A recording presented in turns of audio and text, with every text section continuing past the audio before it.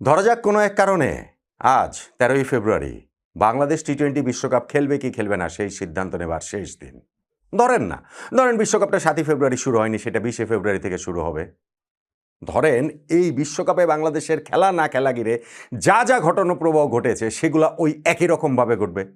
ধরেন ভারত প্রথমে এই আগুনটা জ্বালিয়ে দেবে তাদের রাজনৈতিক স্বার্থসিদ্ধির জন্য মুস্তাফিজুর রহমানকে আইপিএলের দল থেকে বাদ দিয়ে। ধরেন এরপরে বাংলাদেশ সরকার সুযোগটা লুফে নিয়ে নিজেদের রাজনৈতিক স্বার্থসিদ্ধির জন্য ভারত বিরোধিতার জিগিরটাকে কাজে লাগিয়ে ১২ই ফেব্রুয়ারি নির্বাচনে যেন তারা সুবিধা পায়, সেই কারণে ভারতের মাটিতে গিয়ে আমরা বিশ্বকাপ খেলবো না, এরকম সিদ্ধান্তটাই ধরেন নিয়ে নিল। আমাদের ভীষণ রকমের আজ্ঞাবহ জি হুজুর ক্রিকেট বোর্ডও সরকারের সিদ্ধান্তটা মেনে নিল। পাকিস্তান ক্রিকেট বোর্ড বাংলাদেশকে তলে তলে উস্কাতে থাকলো যে টি-20 ওয়ার্ল্ড কাপ থেকে বাংলাদেশ যেন বাদ হয়ে যায়। পাকিস্তান সরকারের সঙ্গে বাংলাদেশের অন্তর্বর্তীকালীন সরকারেরও সেই যোগাযোগের জায়গাটা থাকলো যেন বাংলাদেশ টি-20 ওয়ার্ল্ড কাপ থেকে বাদ হয়ে গেলে এই যে ভারত বিরোধিতার যে স্রোত, যে জিগির, সেইটাকে কাজে লাগিয়ে ১২ই ফেব্রুয়ারি বাংলাদেশের জাতীয় নির্বাচনে তারা তাদের পছন্দের দলকে সরকারে ক্ষমতায় আনতে পারে। ধরেন এই প্রত্যেকটা ঘটনায় ঘটল, কিন্তু বাংলাদেশের চূড়ান্ত সিদ্ধান্ত টি-20 ওয়ার্ল্ড কাপ খেলবে কি খেলবে না সেই সিদ্ধান্ত জানানোর তারিখ ১৩ই ফেব্রুয়ারি, আজকে জাতীয় সংসদ নির্বাচন হওয়ার পরদিন। বাংলাদেশ কি বিশ্বকাপটা খেলতো নাকি খেলতো না আপনি বলেন তো? বাংলাদেশ অবশ্যই বিশ্বকাপ খেলতো। বাংলাদেশ ১০০% না ৫০০% বাংলাদেশ বিশ্বকাপ খেলতো। এখন ওই অন্তর্বর্তীকালীন সরকার চলে যাচ্ছে, চলে যাওয়াটা তো কেবলই আনুষ্ঠানিকতা মাত্র, কিন্তু সেই ক্রিকেট বোর্ড তো রয়ে গিয়েছে, সেই আজ্ঞাবহ ক্রিকেট বোর্ড, সেই জি হুজুর ক্রিকেট বোর্ড, সেই আমিনুল ইসলাম বুলবুল ভাইয়ের ক্রিকেট বোর্ড, যাদের সময় আমরা একটা বিশ্বকাপ খেলতে পারিনি। নতুন সরকার আসছে, সেইখানে কি এই পুরনো ব্যর্থ বাংলাদেশের ক্রিকেট ইতিহাসের সবচেয়ে ব্যর্থ এই ক্রিকেট বোর্ড থাকবে, নাকি এইখানে নতুন ক্রিকেট বোর্ড তৈরি হবে? আমার কাছে অন্ততপক্ষে দুইটা রিজন রয়েছে, খুবই স্ট্রং দুইটা রিজন রয়েছে। তারপরে আপনি আপনার মতো করে সিদ্ধান্তটা নিতে পারেন, ভাবনার জায়গাটা নিতে পারেন। দেখুন, প্রথমত বাংলাদেশ ক্রিকেট বোর্ড বাংলাদেশ সরকারের অধীনস্থ একটা স্পোর্টস ফেডারেশন, এর চেয়ে বেশি কিছু না। এইটা সরকারের সরাসরি হস্তক্ষেপ করার তো কোনো সুযোগই নেই। এটা যেমন আমরা জানি, একই সঙ্গে আমরা এটাও জানি যে বাংলাদেশে বা এই সাবকন্টিনেন্টে এগুলো কিভাবে পরিচালিত হয়। এই sports federation, association, BCB, BCCI, PCB, এগুলো কিভাবে পরিচালিত হয় আমরা সবাই তো আসলে জানি না? সো ওইখান থেকে আইসিসিও যে কীরকম সংস্থা, তারাও বা কীভাবে পরিচালিত হয় সেইটাও আমরা জানি। এখন যদি আপনি আমাকে কোট আনকোট সেই জ্ঞানটা দিতে আসেন যে না ভাই, এইখানটাতে তো হচ্ছে গিয়ে বাংলাদেশ ক্রিকেট বোর্ড স্বায়ত্তশাসিত সংস্থা, এইখানে তো সরকারের হস্তক্ষেপের কোনো সুযোগই নাই, তারা কোনো কিছু করতেই পারবে না, আগেও ছিল না। নাজমুল হাসান পাপন ভাইয়ের ক্রিকেট বোর্ডেও তো সরকারের হস্তক্ষেপের সুযোগ ছিল না, সেই পাপন ভাইকে সরে যেতে হয়েছে না? সেই বোর্ডের যাদেরকে তারা চায়নি তাদেরকে সরে যেতে হয়েছে না বোর্ড মেম্বারের দায়িত্ব থেকে? ফারুক আহমেদ ভাইয়েরকেও তো আসলে সরে যাওয়ার কথা ছিল না, তাকে সরে যেতে হয়নি? সরকারের পছন্দ এসেছিলেন যখন, সরকারের তার আবার পছন্দ হয়নি তখন তাকে বাদ দিয়ে দেওয়া হয়েছিল না? হয়েছিল তো, যেইভাবেই হোক হয়েছিল তো। সো যদি আমাদের এই নতুন সরকার যেটা গঠিত হবে তারা যদি মনে করে যে এই ক্রিকেট বোর্ড তারা ব্যর্থ, তারা অবৈধ, তাহলে ক্রিকেট বোর্ডে পরিবর্তনটা আসতে পারে। আমি আমার দুইটা আর্গুমেন্টের কথা বলছিলাম। নাম্বার ওয়ান, বাংলাদেশ টি-20 বিশ্বকাপ এই বোর্ডের সময় খেলতে পারেনি, এইটা এই বোর্ডের সবচেয়ে বড় ব্যর্থতা। শুধু এই বোর্ড না, বাংলাদেশের যত ক্রিকেট বোর্ড হয়েছে সবচেয়ে বড় ব্যর্থ সিদ্ধান্ত এটা। এই সিদ্ধান্তের সাথে আমি বলবো, একটা ক্রিকেট বোর্ড যদি ১,০০০ কোটি টাকা চুরি করে, ১০,০০০ কোটি টাকা ধরেন ক্রিকেট বোর্ডের লোকজন লুটে পুটে খেয়ে ফেললো, আমার কাছে তার চেয়েও বাজে ব্যাপার হচ্ছে গিয়ে এইটা আমরা একটা বিশ্বকাপ খেলতে পারিনি। আমি ওই চুরি করাটাকে জাস্টিফিকেশন দিচ্ছি না, আমি বোঝানোর জন্য বলছি যে এটার মাত্রা কতটা। একটা বিশ্বকাপ না খেলতে পারা মানে একটা ক্রিকেট প্লেয়িং নেশনের জন্য সেইটা আসলে কত বড় বেদনার জায়গাটা তৈরি করে, কত ক্ষতর জায়গাটা তৈরি করে। আর আমাদের ক্রিকেট বোর্ড সেটা তো পারেই নাই, উল্টো তারা এটা একটা গর্ব করে বেড়াচ্ছে যে পাকিস্তানকে ভারতের বিপক্ষে খেলতে তারা রাজি করিয়েছে আমাদের বোর্ড প্রেসিডেন্ট আমিনুল ইসলাম বুলবুল ভাই।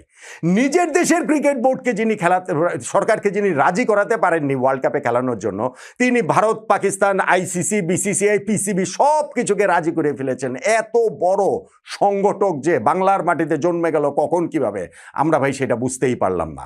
শুধু সেইটা ভারত পাকিস্তান ম্যাচ হওয়ার ক্ষেত্রেই প্রযোজ্য, বাংলাদেশের বিশ্বকাপ খেলার জন্য প্রযোজ্য না। আপনারা বলতে পারেন যে আপনারা নিজেদের সেলফ ডিফেন্সের জন্য এখন বলতে পারেন যে না, সিদ্ধান্তটা তো সরকারের ছিল, আমরা তো শুধুমাত্র ক্যারি করেছি, আমাদের এখানে কিছু করার ছিল না। অবশ্যই করার ছিল। যদি আপনারা শির দ্বারা শক্ত করে মাথা উঁচু করতে পারতেন তাহলে পদত্যাগ করতেন। আমিনুল ইসলাম বুলবুল ভাই বোর্ড থেকে পদত্যাগ করতেন যে আমার সময় বিশ্বকাপ বাংলাদেশে খেলতে পারেনি, ঠিক আছে সরকারের সিদ্ধান্ত, কিন্তু আমি এটা মানতে পারলাম না, কিন্তু আমি পদত্যাগ করলাম। আপনি তো সেটা করেন নাই। আপনি কি করেছেন জানেন? আপনি কি করেছেন এখন সেগুলা বের হবে। আপনি করেছেন ওই বিশ্বকাপে বাংলাদেশ খেলবে কি খেলবে না, ওই সময়টাতে বাংলাদেশের যারা সরকার চালাচ্ছিলেন নামে কিংবা বেনামে, সেই তাদের নেতা, পাতি নেতা, ছাত্র নেতা, হাই প্রোফাইল ছাত্র নেতাদের সাথে ক্রিকেট বোর্ডে আপনারা মিটিং করেছেন, যারা আপনাকে বুলবুল ভাইকে আশ্বস্ত করে গেছে কোনোভাবেই যেন বাংলাদেশ ভারতের মাটিতে বিশ্বকাপ না খেলে। এই ভারত বিরোধিতা আমাদের টিকিয়ে রাখতে হবে, এইটা মানুষের চাওয়া।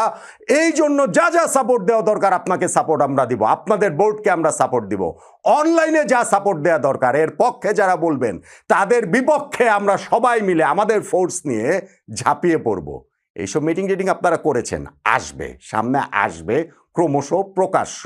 সো বাংলাদেশ বিশ্বকাপ খেলতে পারেনি, সেইটাতে এখন এসে, আমি আগের ভিডিওগুলোতে বলেছি ভাই, পরে এসে কান্নাকাটি করলে হবে না।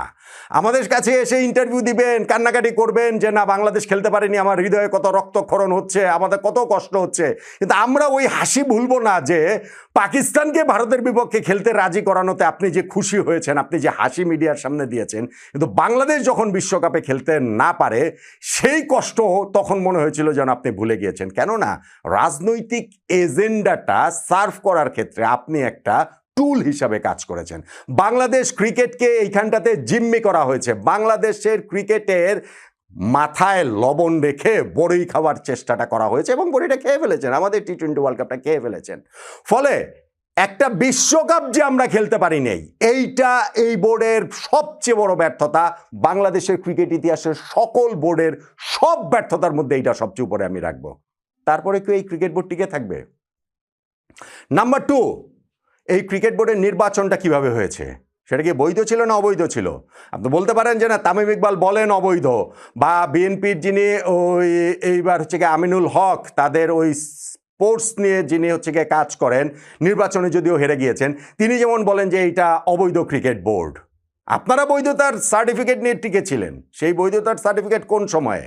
আপনারা অন্তর্বর্তীকালীন সরকারের সময়ে। কিন্তু এখন যখন নতুন সরকার আসবে তখন কি আপনাদের আজ্ঞাবহ হয়ে আপনাদের চাওয়া অনুযায়ী এই আইন কি চলবে? যেইভাবে আপনারা নির্বাচনের সময় সকাল বিকাল আইনের দোহাই দিয়ে এই যে এতগুলো ক্লাব নিষিদ্ধ, সিদ্ধ, নিষিদ্ধ, সিদ্ধ, এই খেলাটা যে খেলেছেন, এইগুলো কি এখন আবার কোর্ট কাছারিতে চলে যাবে না? চলে যাওয়ার সুযোগ আছে না? যেই নির্বাচনটা এইবারে বাংলাদেশ ক্রিকেট বোর্ডের হয়েছে, আমি ভাই আইনি মারপ্যাচ বুঝি না, বৈধ অবৈধ আমি বুঝি না, এটা সত্যি কথা, কিন্তু আমি এইটা বুঝি, বাংলাদেশে আমি কখনোই কোনো ক্রিকেট বোর্ডের নির্বাচনকে এত প্রশ্নবিদ্ধ, এত জঘন্য, এত খারাপ নির্বাচন আমি দেখি নাই। Full stop. এত জঘন্য নির্বাচন দেখি নাই।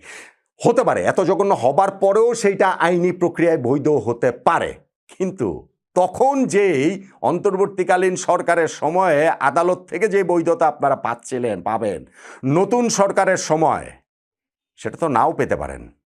এইখানটাতে তো ওই নির্বাচনটাকে প্রশ্নবিদ্ধ করে, প্রশ্ন রেখে মামলা মোকদ্দমাও তো হতে পারে। তারপরেও কি এই ক্রিকেট বোর্ড টিকে থাকবে? ভীষণ অসম্মানজনক বিদায় হবে এই ক্রিকেট বোর্ডের, ভীষণ রকম অসম্মানজনক বিদায় হবে এই cricket board president Aminul Islam বুলবুল ভাইয়ের।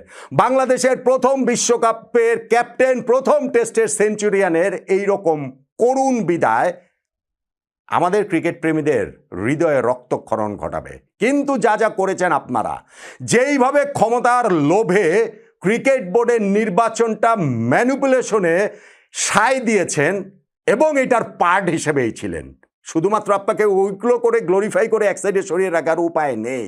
কারণ আপনি এসেছিলেন একটা কুইক টি-20 ইনিংস খেলতে, অন্তর্বর্তীকালীন সরকার সময়টা পেরিয়ে ক্রিকেট বোর্ডের নির্বাচন দিয়ে চলে যাবেন। তারপরে কিসের লোভে পড়ে আপনি ক্রিকেট বোর্ডে থেকে গেলেন? কোথা থেকে টাকা পয়সার কি নয়ছয় হয়েছে ওগুলো তো আসবেই, কিন্তু ক্রিকেট বোর্ডের যেই নির্বাচন হয়েছে সেইটা আইন আদালতে গেলে এই ক্রিকেট বোর্ড টিকবে কিনা আমার গুরুতর সন্দেহ রয়েছে, নাম্বার এক। এবং নাম্বার টু, যেই বিশ্বকাপে আপনাদের সময় বাংলাদেশ দল খেলতে পারেননি, এই ব্যর্থতার দায় নিয়ে আত্মসম্মান থাকলে পদত্যাগ করতেন, এখনও ন্যূনতম আত্মসম্মান থাকলে পদত্যাগ করবেন। তা না হলে নতুন সরকারে পুরনো ক্রিকেট বোর্ড থাকার আমি কোনো কারণ দেখি না। আমার কাছে মনে হয় এইটা কেবলমাত্র সময়ের ব্যাপার যে আমিনুল ইসলাম বুলবুল ভাইকে বাংলাদেশ ক্রিকেট বোর্ড থেকে চলে যেতে হবে। পুরো ক্রিকেট বোর্ডটাকে ম্যাক্সিমাম জায়গাতেই, আমি জানি না পুরো বোর্ড ভেঙে দেওয়া হবে নাকি হচ্ছে গিয়ে পরিচালকদের চেঞ্জ করা হবে, কতজনকে চেঞ্জ করা হবে, কিভাবে করা হবে সেইটা আইসিসির বিধানের মধ্যে থেকে কিভাবে করা হবে, বিসিবির গঠনতন্ত্রের মধ্যে থেকে কিভাবে করা হবে, ওগুলো সব কিছু করা হবে। কিন্তু আমি যে বললাম ওই দুইটা জিনিস চুরিদারির বাদ দেন না, ওগুলো আসবে, ওগুলো সময় মতো আসবে। কিন্তু ওই যে দুইটা জিনিস, যে বাংলাদেশে ক্রিকেট বোর্ডের নির্বাচন প্রশ্নবিদ্ধ নির্বাচন, সেইটা আদালতের হিসাবে, এবং এই যে আমরা ওয়ার্ল্ড কাপ খেলতে পারিনি সেইটার নৈতিক হিসাবের জায়গাটা থেকে আমিনুল ইসলাম বুলবুল ভাইদের এই ক্রিকেট বোর্ডের শেষের শুরুটা হয়ে গেল নতুন সরকার আসার মাধ্যমে। আমার অন্তত সেটাই আন্ডারস্ট্যান্ডিং। আপনি কতটা একমত হলেন জানাতে পারেন।